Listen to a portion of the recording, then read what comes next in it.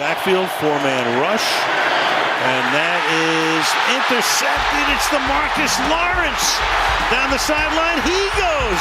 And look at that. Into the end zone. Boy, I tell you, if it's not Diggs, it's not Parsons, it's not Gregory, don't forget about that guy. DeMarcus Lawrence with the touchdown. This is one of the plays of the year right here. You're not going to believe this. A little inside move. He knows he doesn't have it. Gets in the throwing lane, taps it to himself, but it just starts getting good. Watch him run the football. He looks like a tailback going down there, leaping over tackler. That's unbelievable. You know, Dallas is my home. I made my home there. You know, my family lives there. You know, I'm forever going to be there, but, you know, I know for sure I'm not going to win a Super Bowl there. So, yeah. We here. We're here. DeMarcus Lawrence, welcome to the Seahawks. Thanks for joining us.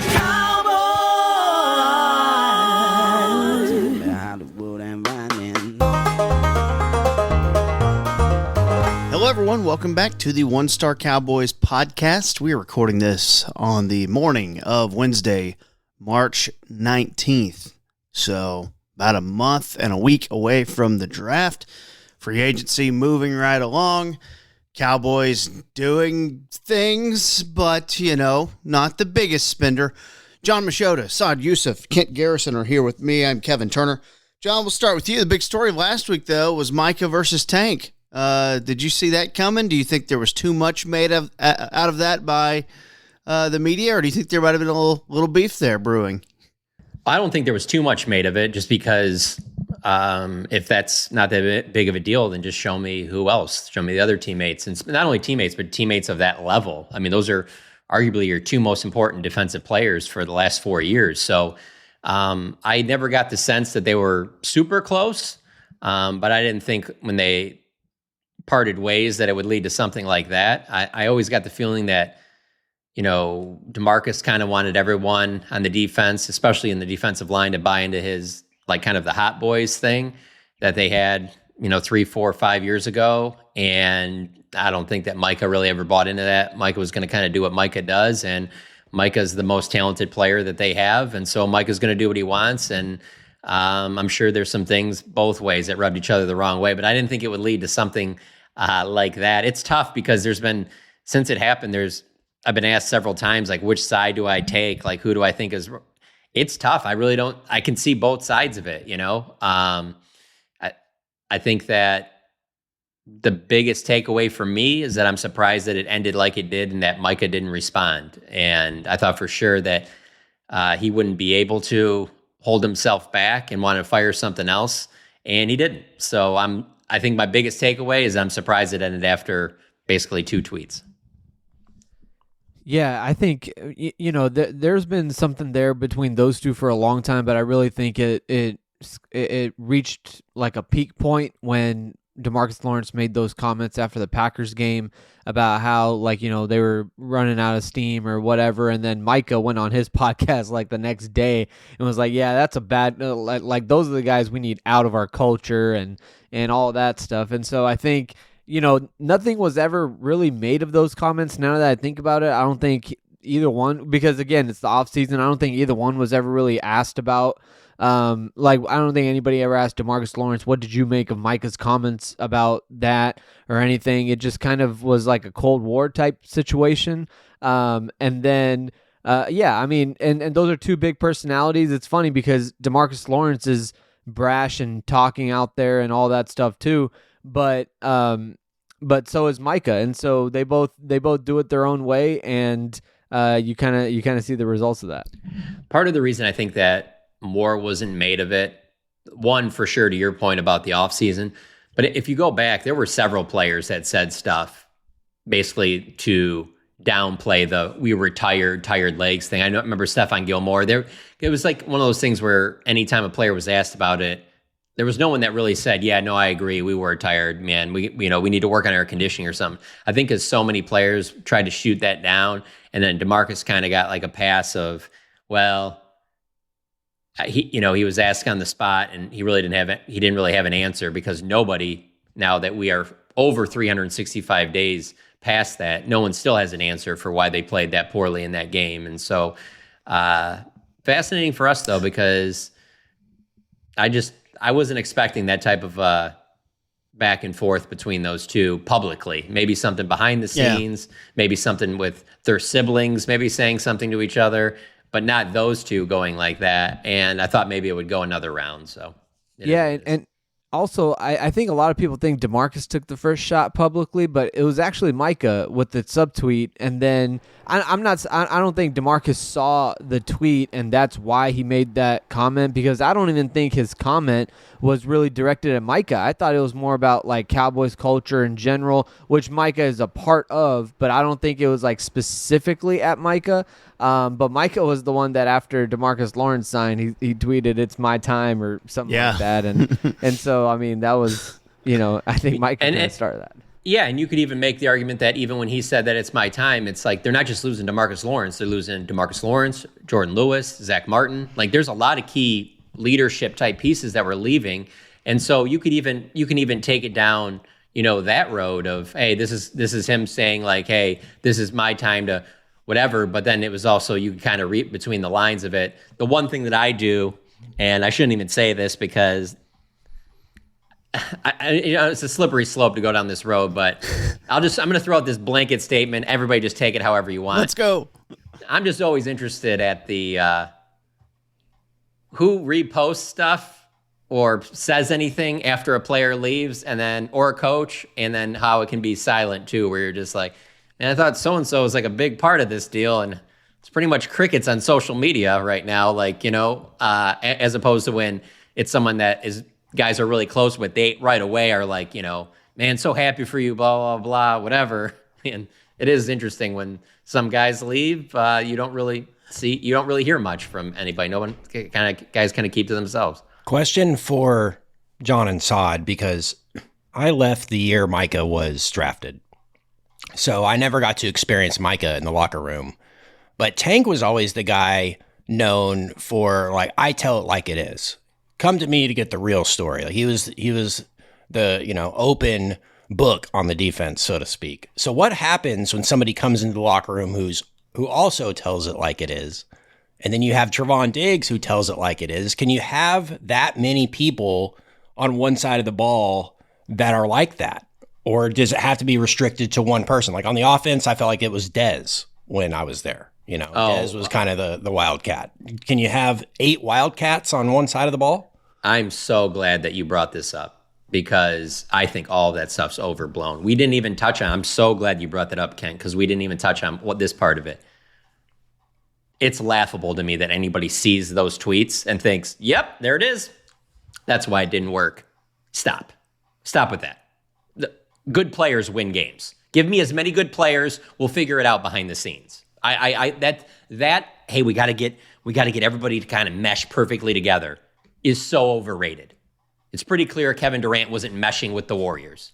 It's pretty clear that everybody wasn't meshing with Michael Jordan. You know what I'm saying? And that's what's really, let's be honest, when it's basketball, you really only need 5, 6, maybe 7 people meshing together, because that's who's going to decide this thing.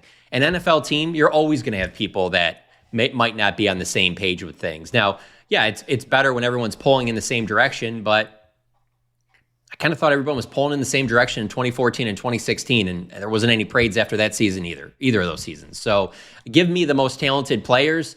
I don't care if they have their issues behind the scenes.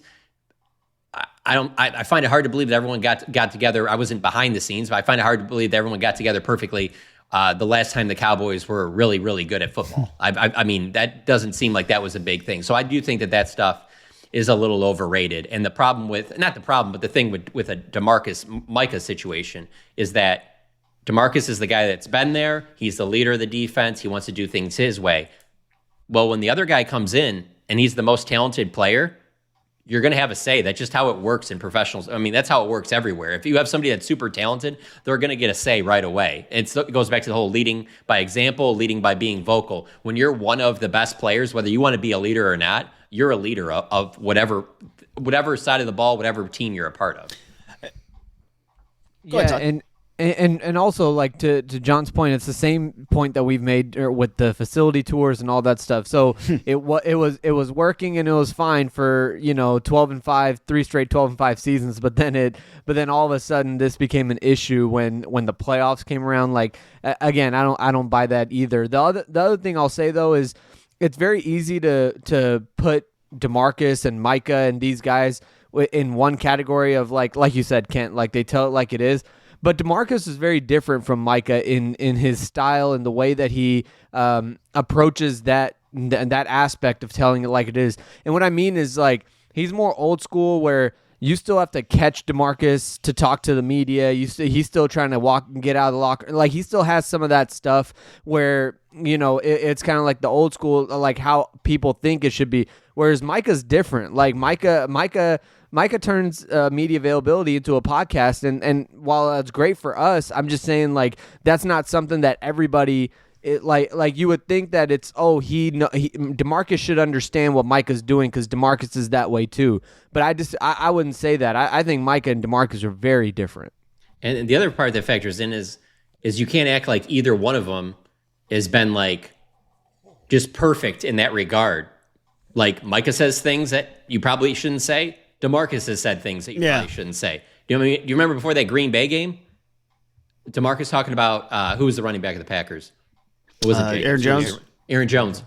Like, I don't remember the exact quote, but it was basically like, well, I don't care what he's done against us in the past or whatever. Like, this is a new team, whatever like that. And then he just goes, oh, those games in the past don't even matter. I'm going to do way better than that. There's been plenty of times. Now, don't get me wrong. There's been other times where DeMarcus has said some stuff about Daniel Jones, and they went out and balled against the Giants. So I'm just saying that I'm just not saying that there's whatever. It's not one way or the other. But they both have said things where you kind of look at it, you're like, I don't know if that was the best thing to say right now. But here we go. Hey, I think it's two guys who just some point like obviously Micah's a little more media savvy. I would say I just think DeMarcus at this point doesn't care, and that's the way I took his comments in Seattle.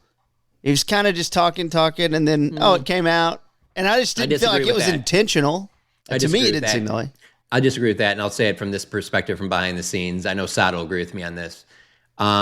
If you're doing interviews, Stephen A. Smith, promoting products, doing everything like that, you care.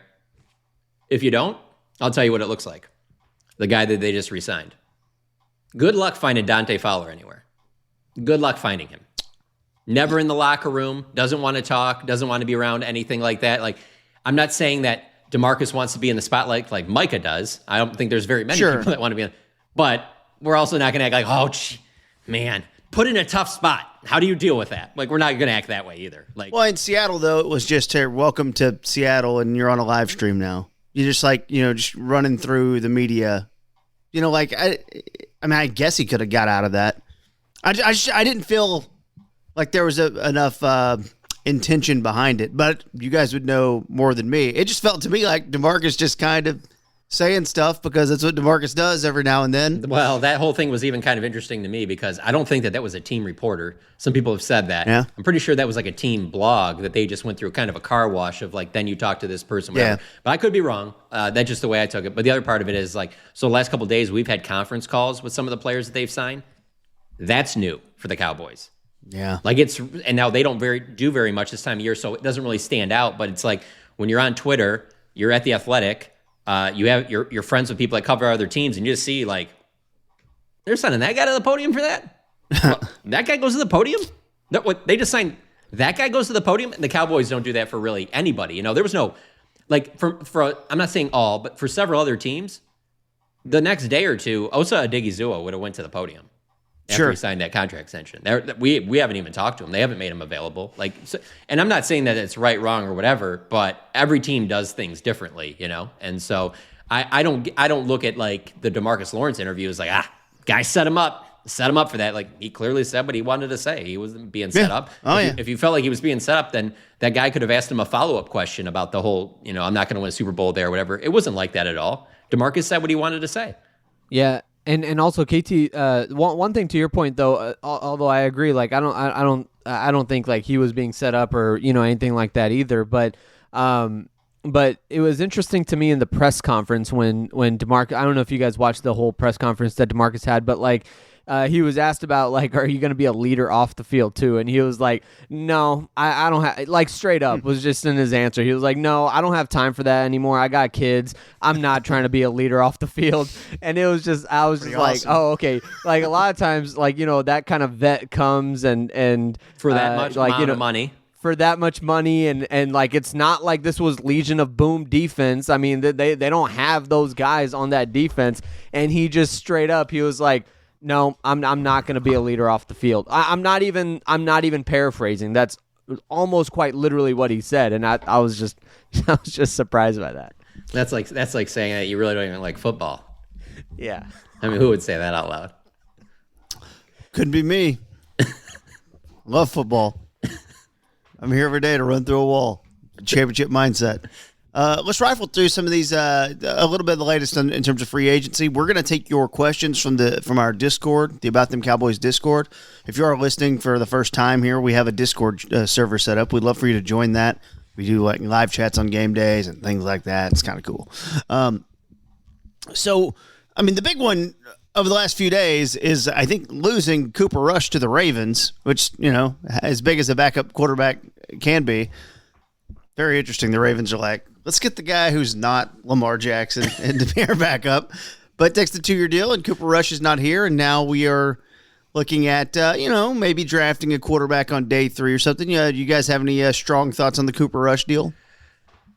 No, but I mean, I do see the fit there where, he's not Lamar, but I think he fits with what they were doing. Yeah, what they were doing in Tennessee with Derrick Henry. So I think that could fit if in that situation. But yeah, certainly a much different. I think they would.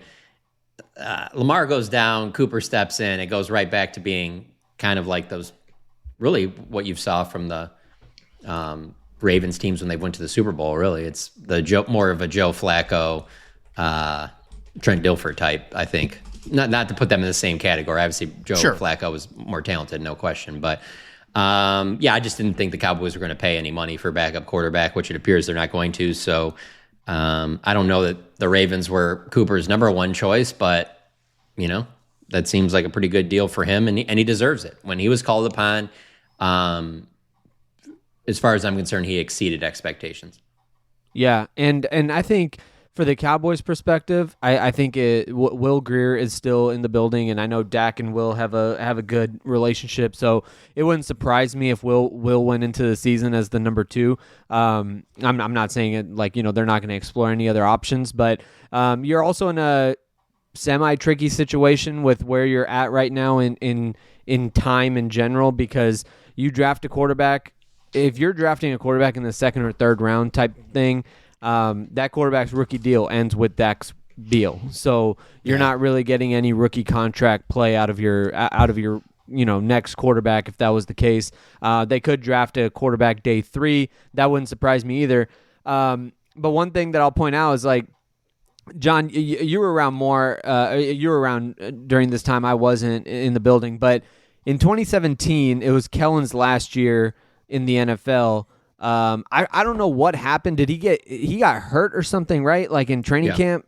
Okay, so I mean, people like that year, Cooper ended up being the primary backup to Dak, and he was an undrafted rookie free agent. So all I'm saying is, now Dak's injury history has come a long way since 2017, and you probably need to have a little bit better backup quarterback play, but all I'm saying is I think everything's on the table, from Will Grier to a drafted guy to an undrafted guy, anything.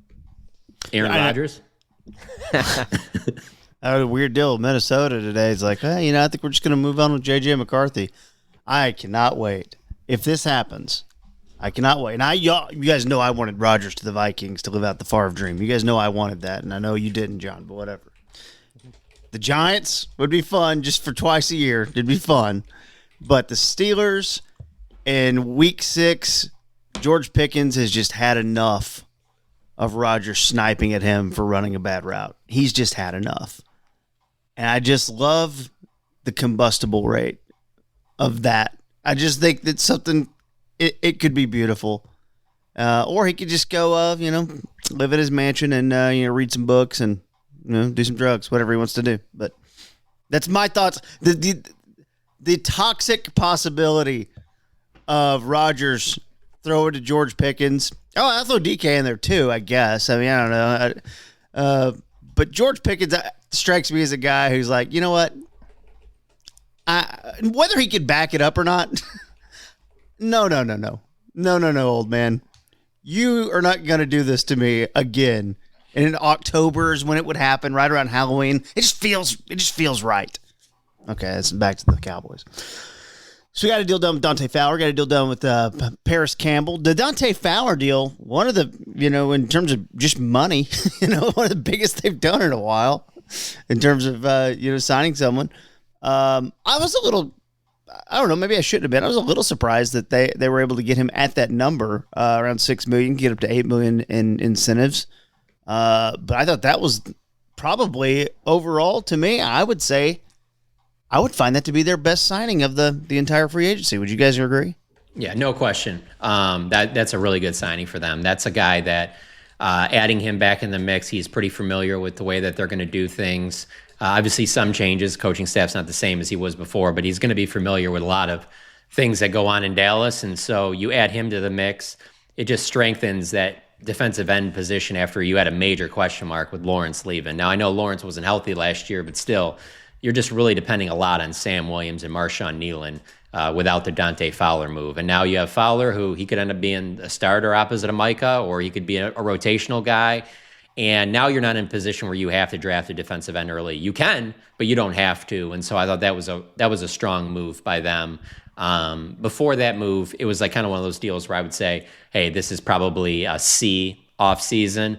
I think a move like that bumps it up to maybe a C plus for me. And I could entertain if someone wanted to say it's up to maybe even a B minus, because that is a solid move that I wasn't really expecting either. So yeah, especially after they did Peyton Turner. Yeah, and I thought if they did sign a vet, it would be someone like Carl Lawson, who would just come really cheap, and that kind of and Fowler was a good deal too. But yeah, I think I really like the Jack Sanborn signing too. So it's right up there with me for Dante Fowler and the Jack Sanborn signing. I thought both of those were really good. Are we to believe too? I should say this. Mukwamu's back. The Dakota Shepley deal, of course. Are we to believe? I'm going off of just news yesterday, right? Or no news. Are we to believe that they've started negotiating with Micah or not? Because obviously, conflicting reports. Yeah, I don't think it's anything too serious. So there's been nothing that's changed my thoughts on July is when I think it gets done. If it gets done before July, I'll be surprised. All right. Yeah, I think a lot of times with I think I don't know what set off the Twitter storm a couple days ago or yesterday, but I think it was Micah's brother, tweeting out the check mark thing and on a rumored deal or whatever, and I think a lot of people just look at the last names and they kind of run with that a little bit, but yeah, I don't think it gets done at least before OTAs. Yeah, no, it was definitely some tweets from Terrence getting out there yesterday, which that'll happen. That's another one that's it's just that you can count on that. You can count on Terrence and you can count on Tad tweeting some stuff every now and then. I love it. It's beautiful. It's what we want this podcast access too. I mean, this is like Twitter 08. Like back in 08, you could talk to Ben Stiller on Twitter. You can't anymore. Too many people got on there, but you can't talk to Micah's brother. You have that. Just like Ben Stiller. Yes. Just like Ben Stiller. No difference. Let's go to Kent here. Kent is back in the bear cage. Kent, Jason Garrett has spoken, and anytime Lord Garrett speaks, we should listen. Absolutely. KT. Couldn't have put it better myself. Yeah, he opened up on the Dan Patrick show. I don't know if it's because it's an NBC adjacent kind of property, but opened up a little bit about drafting Dak Prescott and told this story that I thought you would enjoy. And we felt great about Dak. I'll give you a good story about that. Wade Wilson was our quarterback coach for years. I don't know if you remember Wade, but he passed away a few years ago. But he was one of my teammates. He played 19 years in the NFL and then was our quarterback forever. And Wade never liked quarterbacks. Like he would go work guys out and in for the draft. I mean, and I would say, hey, Wade, what'd you think of that guy? He can't play. He can't play. He can't play. I mean, this went on for years, Dan. It went on for years. And I'm like, can't play. I'm like, at some point, we got to like one of these guys. We'll never draft anybody. And I'll never forget it. I think it was a Friday night. He called me early March, leading up to that 2016 draft. And he said, I think we got one. Oh, wow. I said, what? He's like, yeah, I'm down here in Starkville, Mississippi. I think we got our quarterback. And he just raved about Dak. He loved him. And then I don't know if you remember this, like 2 weeks later, Dak gets a DUI. Yeah. And so I'm like, he was the face of the program. Everybody loved him, the whole deal. He had all the stuff you wanted. And he gets a DUI. And I'm like, hey, here's our guy. What the heck? And over the next month or so, we had some real aggressive conversations with Dak about the whole process. And I'll tell you the quick story. We used to do this thing for about 3 hours with quarterbacks we're thinking about drafting. We'd get them in a room, a quarterback room, and it would be me, and the time it was Scott Linehan, who was our coordinator, and Wade and some other people. And I would stand up there and I would put 3 plays in from our offense, 3 pass plays. 5-man protection, a 6-man protection, a 7-man protection. I would talk really fast, use all our jargon, give them every rule that we had, talk about defense. This is what happened, and then I would erase it and say, okay, you're up. And now you got to give it back to me. Yeah. And I would interrupt them on purpose and talk really fast and see if they could retain information, see if they could spit it back, see how much football they knew, all that. But we had a real question about this thing with Dak Prescott, about this DUI, because it just seems so out of character for him. So we get him up on the board, and I'm talking really fast and put it all in, and I'm like, all right, you're up. It's an empty whiteboard. Give me the first play. And he starts talking and starts going through it, and about 10 seconds into, I'm like, hey, stop. Hey, give me the story about this DUI. Oh, Okay, and so I'm like, hey, get me to the bottom of this. And so he tells me the story. It was fantastic. It was so accountable and specific detail. I had a couple margaritas after the workout. I was going 38 in the 30. I got pulled over, whatever. I mean, it was like, and it was clean and it was direct and it was accountable and I'm sorry for it and whatever. All right, keep going. And so he draws up the rest of the play and we're asking him questions. I stop. Hey, go back again. You're the face of the program at Mississippi State. This whole thing, I'm peppering him. And he kind of stops and gives me another explanation. Okay? Third time, he's drawing up another play. I stop one more time. And he turns, and it was a great answer. He said, I said, tell me what happened again on this deal. And he said, Coach, I don't know what you want me to tell you. I told you exactly what happened. I took accountability for it, whatever. And it was just a Dak Prescott answer. And I said to myself, I need to be quiet. So he finishes up the interview, and he's phenomenal. I can't tell you how good he is. Mentally, he's just off the charts. So sure enough, he comes to the Cowboys, has an amazing start to his career, all of that. Wade Wilson tragically passes away about 4 years later. So we're at the repast after the funeral, and Dak comes out to me and says, Coach, I never told you this story. He said, you remember you did that meeting with me before the draft where you were talking really fast and you kept interrupting me and all of that? I said, yeah. He's like, Wade Wilson told me all the answers to the questions before I went in there. He said, he's going to ask you this, he's going to ask you this, he's going to ask you this. So he said, when I got a little frustrated when you kept peppering the questions, I wasn't mad about the question about the DUI. I was mad that I was forgetting all the stuff that Wade had already told me. So it was a setup. Oh, that's great. Beautiful. That was a wild day, too. I mean, I know you guys should remember it, the fourth round of that draft, and Garrett's up in the room, and because they had, I think Cowboys, Kent, you might have done this. Kent, you left the War Room camera on when they weren't picking, and or really weren't close to picking, because this is about 15 picks after Tapper. So they were still at 20 picks away, and Garrett's up, and he's mimicking a quarterback, in the Cowboys conference room there. Sorry, in the War Room. And Will McClay is kind of, all right. He's like, okay, I remember just being on the radio going, okay, I think we're taking quarterback here. I think that's what's going to happen next. And sure enough, it was. But man, it's a good story. So you're saying you're bringing this up because you think there's going to be something similar this year with like Quinn Ewers? I actually don't. I think I'm going to go. Really? I'm going to go to Sod's theory of we are pretty good at these unrestricted free agents. You guys remember Romo? You guys remember Cooper Rush? We're going to get it done that way. That's what I think. You think Quinn Ewers will get drafted?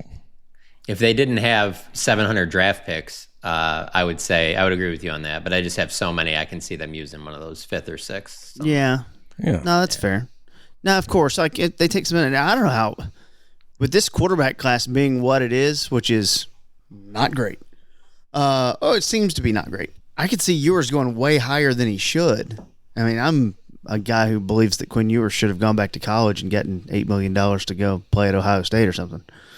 Or whatever. I could see the opposite. I could see teams saying, we're not taking a chance on any of these guys. We're not using picks on any of these guys unless they're in the top 10 quarterbacks on our board. You know, that kind of saying, yeah. Maybe he is in the top 10 on some people's boards. I don't know. It's weird. Yeah. Right?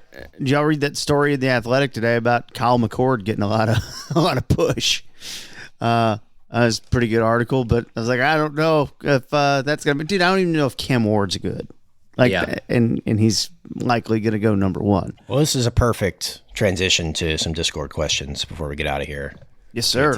This one comes from G. Perry. Which investment's better for the future? A backup. Bring in Trey Lance. Take a shot at a late round rookie.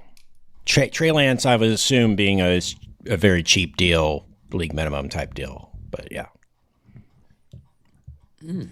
I think I'd do the Trey Lance thing because I agree with KT. I think this is just an awful quarterback class. And so, not to say that, well, no, that one was definitely better. I was going to say Dak's class. I mean, you had Wentz and Goff and Paxton Lynch were the top ones in that one. Yeah, that's still better than this one. So, yeah, I would probably do the Trey Lance thing. I don't think Trey Lance is a starter, long-term in the league or anything like that, but he has been around now for some time for Schottenheimer to kind of work with him, and so they wouldn't be bringing him back unless Schottenheimer thought there was something that was there. And to me, I would rather roll my dice on that than something you're going to do in the 5th, 6th, or undrafted. Yeah, I think same thing. I think I would lean Trey Lance. I wouldn't be upset either way, but I think Lance's familiarity with Schottenheimer, and also it's a different situation for him right now too than when he was traded for. The expectations are completely gone. There's nothing there, and Dak's secure. Dak got his contract, all that stuff. I think he would fit in just as the backup guy. It is fascinating though, just listening to that Garrett thing and just the idea of like the Cowboys put so much stuff out there, especially after the draft is over, and it just like. We get it. You want to lean into the storybook, Dak Prescott story and all that. And it is a great story, but like you guys also want to Connor Cook more. You guys also drafted Charles Tapper. You know what I'm saying? Like there's just there's a lot of reality that really ruins the Disney movie part of it where you're like, yeah, no, we get it. Yeah, no, you liked him a lot. Yeah. No, he wasn't a diamond in the rough. We all knew. We get Sports Illustrated. He was on the cover. I mean, Mississippi State, yeah, not really great at football. He took him to number 1. Like there's just some, I'm getting some Garrett PTSD here, but it's just like, yeah, we know this stuff. Like, there's this one walk-off where a lot of people still bring it up to me, where he just told this long story of being at this Duke practice, and he was like, this building up this whole thing, just like the Dak thing. He was like, and you know who that player was?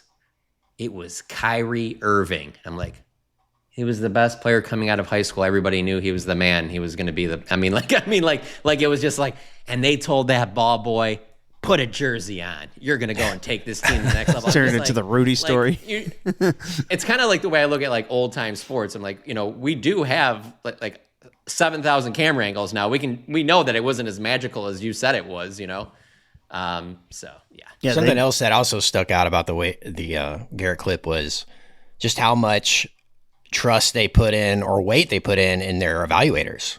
But if he trusts him so much, why would he wait till the 4th round if finally this guy's come to you from all these years and said, hey, we got one finally? Why would you wouldn't even wait till your 2nd, 4th round pick? You know what I'm saying? Like you would take him immediately. You probably would have taken him in the 3rd round. You probably would have taken him over Jalen Smith. You answered your question earlier because they wanted Charles Tapper. They had priorities. Yeah, that's a good point. Yeah. Well, Tony Romo was coming back. I mean, they had all this. Yeah, and I don't think it was in that clip, but Dan Patrick and Garrett did go back and forth on that, on like, didn't you guys like Connor Cook more? And he talked about how it was like a more pro style offense, whatever, with Connor Cook and everything. But yeah, I mean, it's the same. It's the Tom Brady thing too, right? Like, yeah, you loved him. Everyone, the Patriots are just, amazing for getting him. That's why they got him at 199 after like 6 quarterbacks were taken. But yeah, I got a question from Discord user Kent Garrison on this same topic. Why not Jameis Winston? Hell yeah. We having fun, or are we just playing football? This needs to be both. I've always felt like it kind of goes in that same path of, or in that same arena of why I never thought that they would be the ones to sign Colin Kaepernick or Tim Tebow.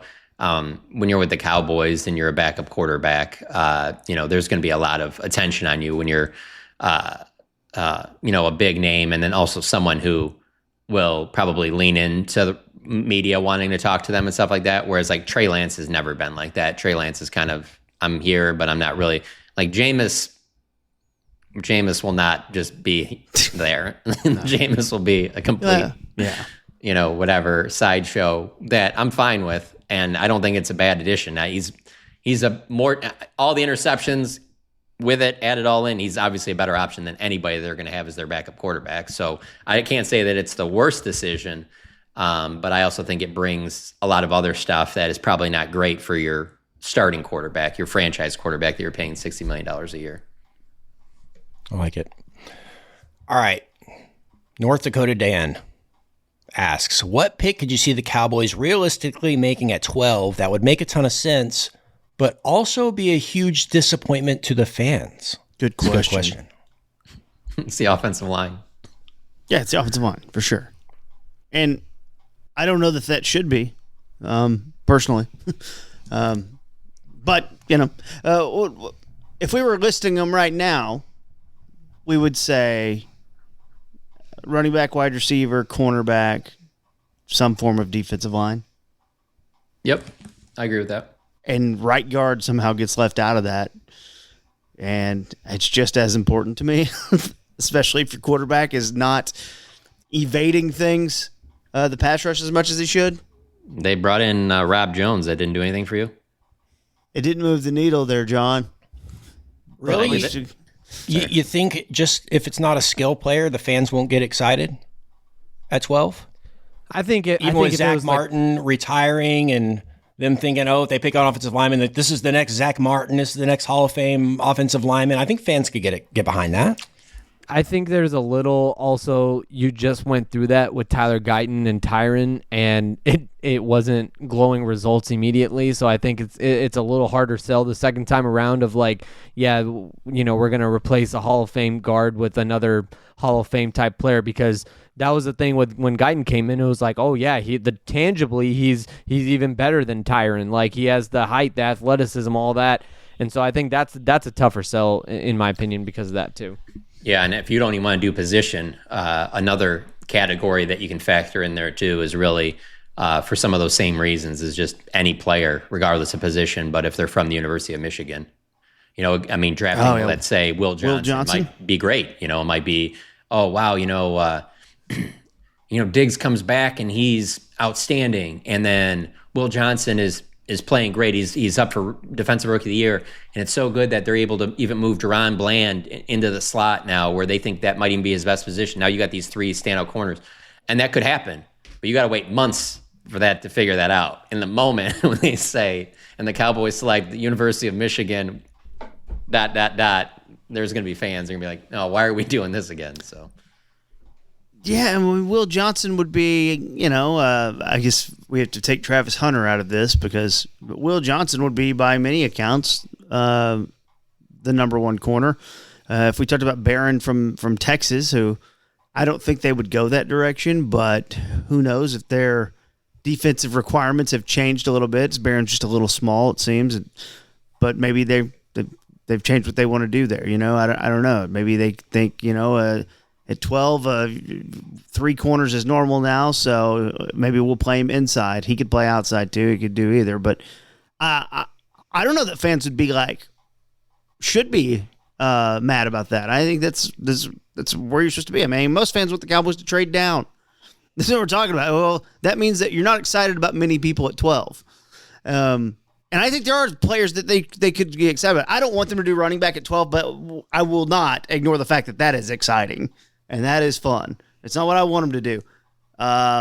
McMillan, to me, is not CeeDee Lamb, and they're definitely different players, but in terms of like stature, he is not that. Where CeeDee Lamb, you're like, holy crap, did we get maybe the best wide receiver in this draft? Maybe you might have got that. Like, I don't love him like that at 12, but I think fans would be pretty stoked about it and should be, because a wide receiver is fun. It gets a little different when you get to defensive linemen. It gets a little different when you talk about offensive linemen and even corners. So the only defensive lineman that, if you had like Mason Graham just take like a free fall or something like that, and every fan knows how big of a need defensive tackle is. I think that, but again, then that would test John's theory of University of Michigan, which if University of Michigan defensive tackle. Sorry. Yeah, that would be even worse. Defensive lineman, because that's Taco and Mozzie. But yeah, I mean that would definitely throw some water on all that. But if he fell at 12, you have to take him. While we're here, a lot of smoke towards Matthew Golden, the wide receiver from Texas. A lot of smoke towards, obviously Mel Kiper did Hampton, the North Carolina running back there, which would be taking the second running back in the draft at number 12. Like, that seems a little weird to me, but it's interesting. Some of the more fun names are starting to get up there at 12. And when it comes to mock drafts and things like that, a lot's going to change in the next month in terms of how people feel about things, though. Yeah, and it also puts a lot on you, too, if how that player performs because if, again, Travis Hunter, like you said, aside, same thing with cornerback, same deal with him with wide receiver. I take him as a little bit, you might think he's the best wide receiver, but whatever, we're going to take him out of it. Let's say you're taking the first non-Travis Hunter wide receiver at 12.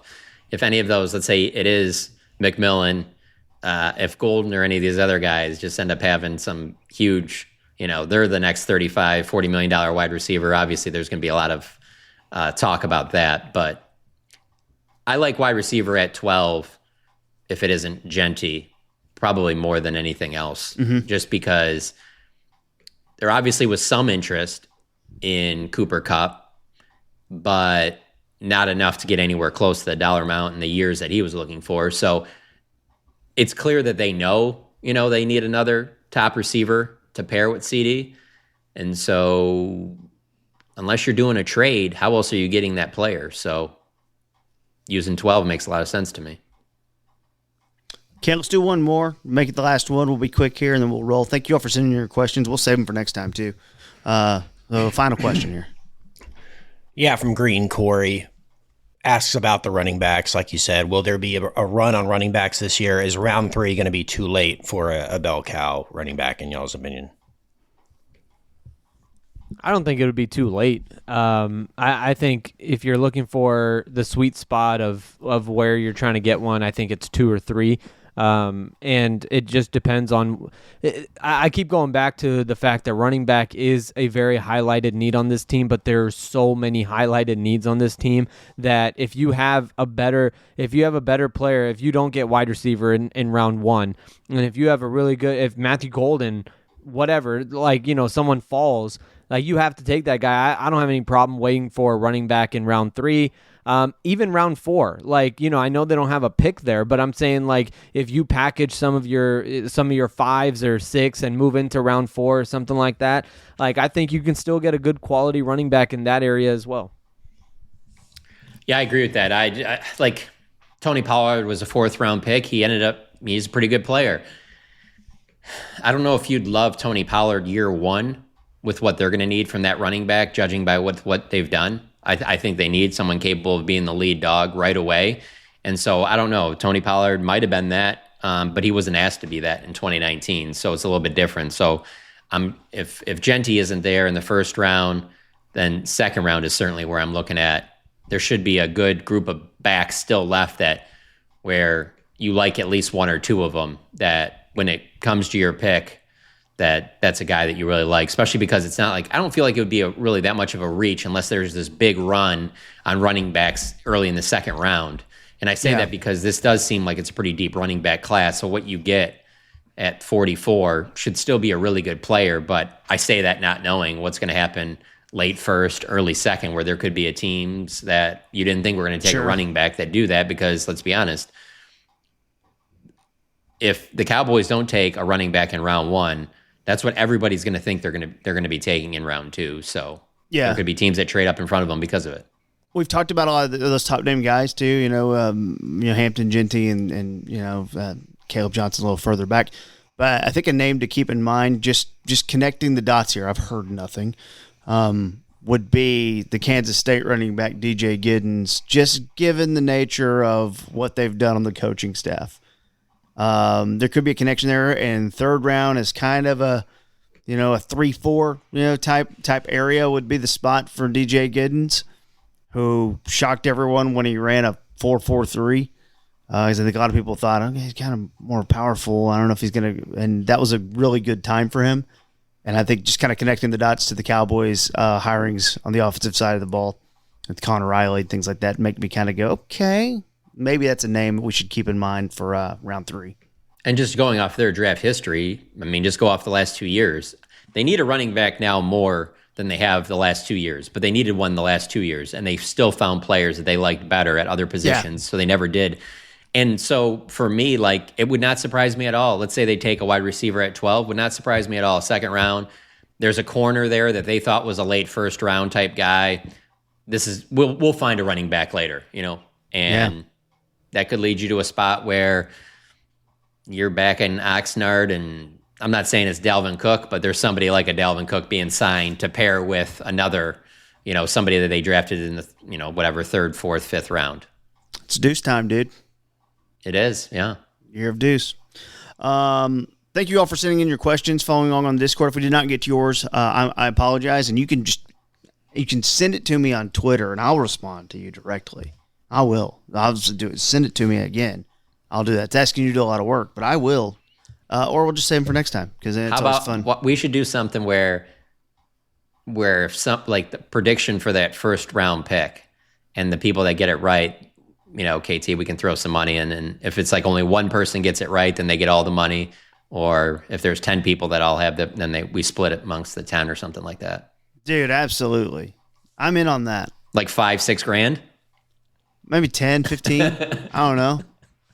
This economy right now, I mean, I think money, just do whatever with your money. Just a dozen eggs. Yeah. We'll figure something out, but we should definitely do that for the draft. Yeah, and just doing a consensus mock draft roundup right now, if you're collecting a bunch, McMillan from Arizona, the wide receiver, is highly, you see a lot of that. You see a lot of Genty still. But then the names get kind of pretty scattered. That's not, there's a lot of possibilities here. And we learn a little more as we get closer, and 30 visits come out and all that stuff. So there we go. Make sure you're following Sod and John. I like Sod's piece where he went position by position, just kind of looking, where did they improve? What are the holes? Go check that out. That's a good one. John and Sod kicking ass over at The Athletic. Check them out. Follow them on Twitter and all the stuff.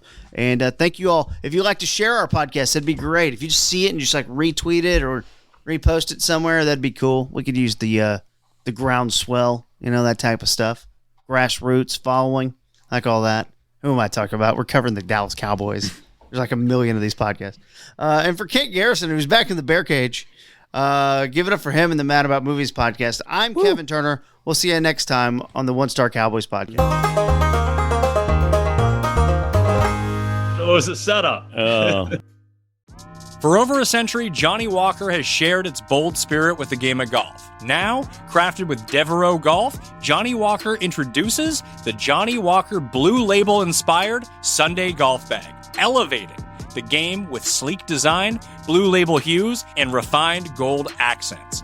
Celebrate your hole-in-one with a premium Sunday bag crafted by Devereaux Golf. Submit proof of your achievement to johnnywalker.com/blue-in-1. Please drink responsibly.